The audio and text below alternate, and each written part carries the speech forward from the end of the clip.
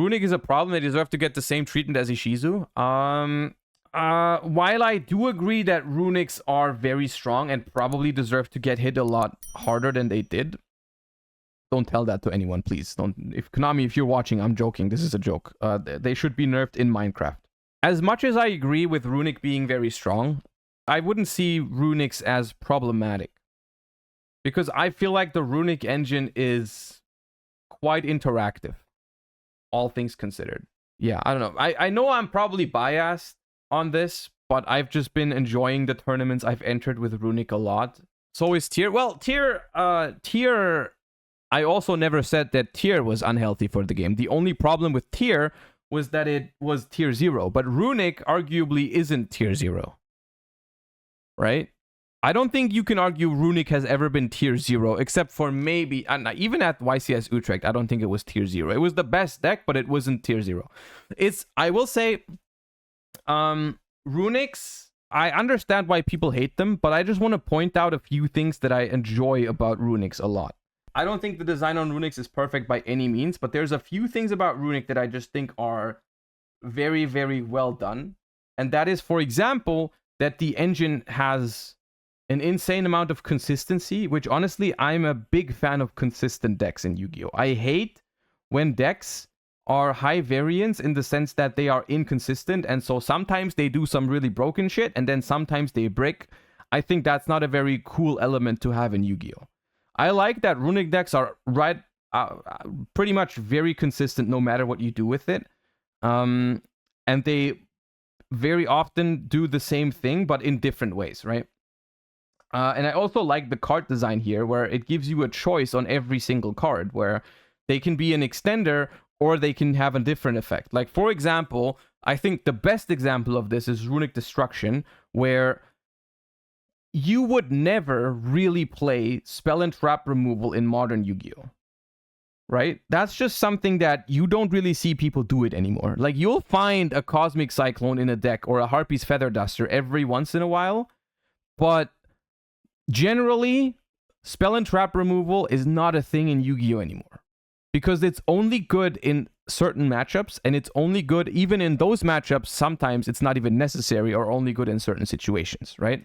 So I like the fact that I can play a deck that has Spell and Trap removal, so I don't lose to any given Floodgate, without having to play a card that is only good against back row decks, right? Because Runick Destruction, if I'm not playing against the back row deck, I can just use it to summon, right? The card gets worse in decks that have no back row, because I have to use it for that. I cannot use it to destroy cards. I'm forced into that one effect, but I can still use it, right? And it is the same about a lot of these things, right? We have effect negation, we have monster removal, we have back row removal.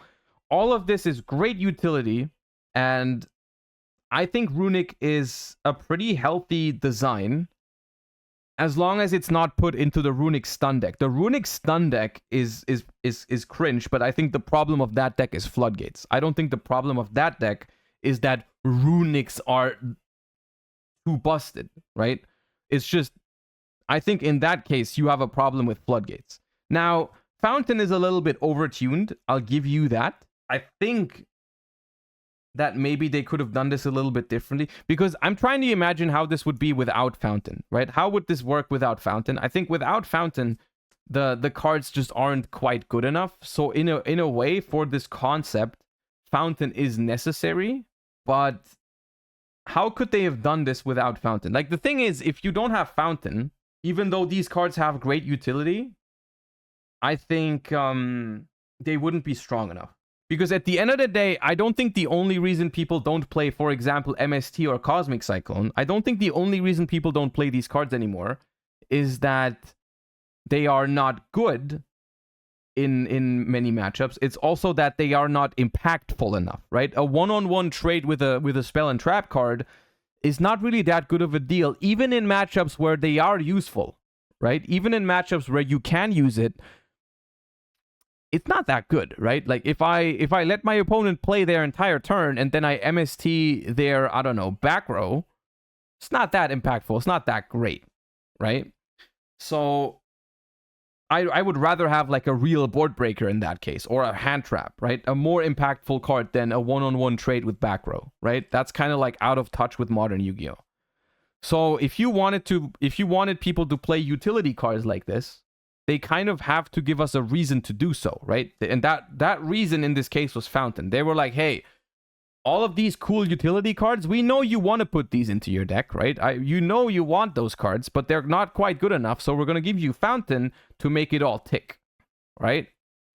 So without Fountain, they would have had to come up with another solution on how to make these cards playable. They probably had to make the individual cards more powerful, maybe remove the drawback of no battle phase, right? I think at the end of the day, what it probably comes down to is that they designed Runick.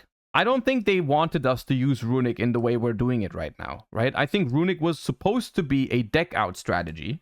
It was supposed to be a deck out strategy, and they kind of didn't anticipate us using them for utility rather than using them to actually deck out people. It's kind of like a failed experiment that they did. They were like, hey, can we make a deck out deck viable in 2023? Or 2022 when this came out, right? Was it 2022? Yeah, it was 2022. And the answer was no, but it turned out we still are able to use these utility cards to great extent in modern decks, which I think is kind of cool. I wouldn't mind if they redesigned a different archetype that was kind of similar to this, but didn't feel as powerful with like Fountain. I don't know. It's hard to phrase. How many games did you win by deck out at the last event? So I think the answer is 0, but I think if people didn't scoop, I would win a majority of the games actually with deck out. Because the thing that happens when you play Runick Sprite in any capacity is that you gain control of the board, right? You gain control over the game, you gain a lot of card advantage you drive your opponents out of options. And then in order for you to actually kill them, you would have to do some insane stuff. So usually what you do is you just keep control over the game, you keep activating Runicks, you keep drawing cards until they literally know they can't win anymore. And then people just see that coming and they just scoop, right? But if they didn't scoop, very often you would just deck them out. Like genuinely, only because you don't see it happen IRL doesn't mean it's not an important win condition.